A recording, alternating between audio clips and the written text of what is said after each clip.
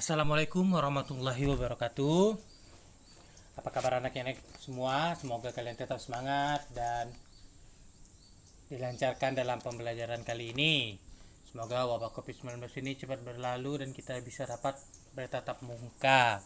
Baiklah, kita akan melanjutkan materi selanjutnya, ya, yaitu tentang gurindam, syair, seloka, talibun, ya.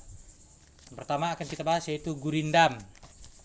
Nih, gurindam berasal dari bahasa Tamil atau India yaitu kirindam yang memiliki arti umpama, ya.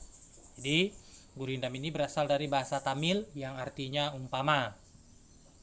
Sedangkan ciri-ciri gurindam ada beberapa. Yang pertama yaitu setiap bait terdiri dari 2 baris dengan rima yang sama, AA, BB atau CC. Ciri yang kedua, jumlah suku kata dalam baris antara 10 sampai 11 suku kata. Sedangkan ciri yang ketiga, hubungan antar baris 1 dan 2 membentuk kalimat majemuk yang mempunyai hubungan sebab akibat. Ciri yang keempat, isi gurindam biasanya berupa nasihat, filosofi hubungan atau kata-kata mutiara. Jadi isi gurindam ini dia lebih ke nasihat. Yang kelima, merupakan satu kesatuan yang utuh, tidak terpisah-pisah, ya. Sedangkan yang keenam, baris pertama berisi soal, masalah atau perjanjian. Jadi baris pertamanya ini dia berisi tentang soalan atau permasalahannya. Sedangkan di Indonesia ada juga gurindam yang sangat terkenal, ya. Gurindam yang sangat terkenal itu Gurindam 12 karya Raja Ali Haji, ya. Jadi Indonesia pun memiliki gurindam yang sangat terkenal. Selanjutnya jenis-jenis gurindam. Jenis-jenis gurindam ini ada 3. Ada gurindam berkait, ada gurindam berangkai, ada gurindam 12. Kita akan bahas yang pertama, gurindam berkait. Gurindam berkait adalah gurindam yang bait pertama berhubungan dengan bait berikutnya dan juga pada bait seterusnya. Ini ada contohnya nih. Bisa kalian lihat di buku kalian, ya, di buku siswanya ada contohnya. Sedangkan jenis yang kedua yaitu gurindam berangkai. Gurindam berangkai adalah bentuk gurindam yang memiliki kata yang sama di setiap baris pertama baitnya. Contohnya pun ada di buku siswa, ya. Sedangkan yang ketiga yaitu gurindam 12.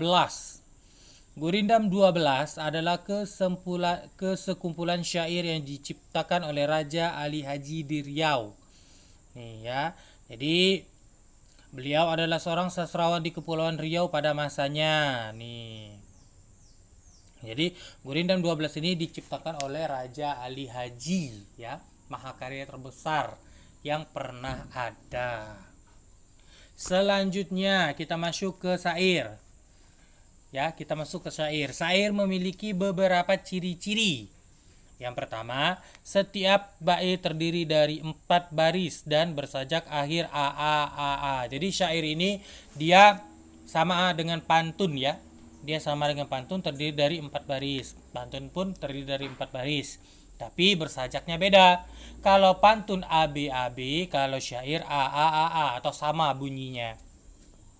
Ciri yang kedua, setiap baris mempunyai makna yang saling berkaitan dengan baris-baris sebelumnya.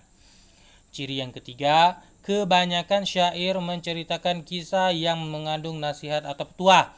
Jadi syair ini sama juga dengan gurindam. Dia memiliki nasihat, berisi nasihat, ya. Ciri yang keempat yaitu setiap baris terdiri atas 8 sampai 12 suku kata. Jadi syair ini sama juga dengan pantun. Memiliki 8 sampai 12 suku kata. Ciri yang kelima, semua baris adalah isi. Kalau pantun kan baris pertama, baris kedua sempiran, baris ketiga, baris keempat baru isi. Tapi kalau syair semuanya isi. Sedangkan ciri yang keenam, bahasa yang digunakan biasanya berupa kiasan, ya. Tuh, itu untuk ciri-ciri pantun.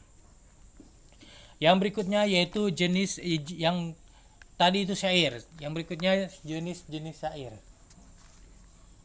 Jenis-jenis syair ini ada 5. Yang pertama syair panji, yang kedua syair romantis, yang ketiga syair kiasan, yang keempat syair sejarah, dan yang kelima syair agama. Kita bahas yang pertama. Yang pertama yaitu syair panji. Syair panji adalah syair pelipur lara.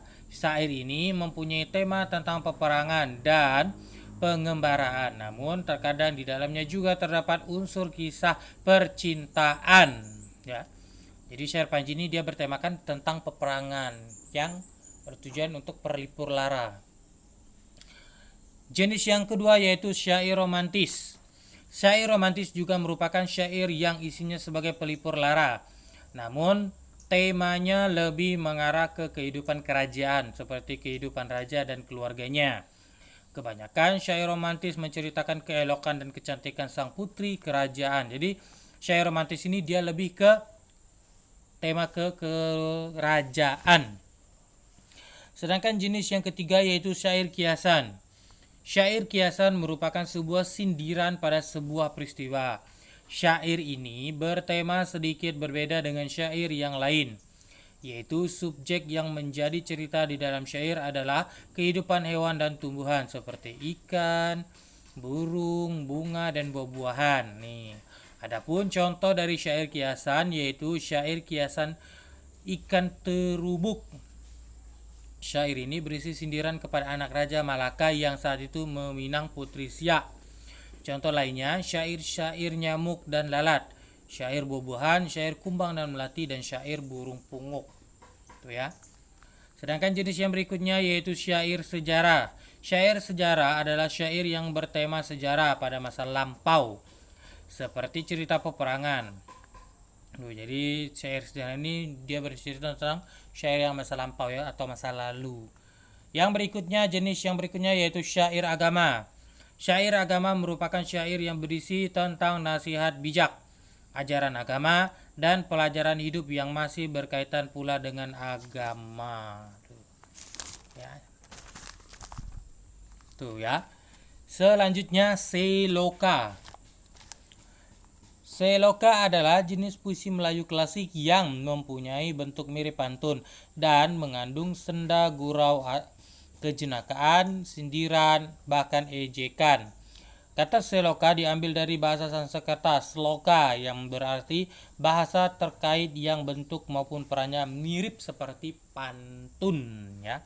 Tuh, jadi seloka ini kurang lebih kayak pantun. Sedangkan seloka memiliki ciri-ciri sebagai berikut. Ciri yang pertama, setiap bait dalam seloka terdapat 4 baris kalimat. Ciri yang kedua, setiap bait seloka terdiri atas suku kata, ya, yaitu 2 sampai 10 suku kata. Ciri yang ketiga, ada hubungan antara isi bait yang satu dengan isi bait berikutnya. Ciri yang keempat, seloka tidak terikat dengan persajakan. Ciri yang kelima, isi seloka berupa petua atau nasihat. Sedangkan ciri yang keenam, pada seloka yang terdiri dari 4 bait, baris kedua pada bait terdahulu menjadi baris pertama pada bait berikutnya, dan baris keempat dalam bait terdahulu menjadi baris ketiga dalam bait berikutnya ya. Selain seloka, kita akan membahas juga talibun. Talibun memiliki ciri-ciri sebagai berikut. Yang pertama, ciri talibun yang pertama yaitu talibun. Talibun memiliki ciri-ciri sebagai berikut. Yang pertama, merupakan jenis puisi bebas. Yang kedua, terdapat beberapa baris dalam rangkap untuk menjelaskan. Ciri yang ketiga, isinya berdasarkan sesuatu perkara diceritakan secara terperinci. Ciri yang keempat, setiap rangkap dapat menjelaskan satu keseluruhan cerita. Ciri yang kelima, gaya bahasa yang luas dan lumrah. Ciri yang keenam, berfungsi untuk menjelaskan suatu perkara. Sedangkan ciri yang ketujuh merupakan bahan penting dan perkaryaan cerita pelipur lara ya. Jadi ya, itu ciri-ciri talibun.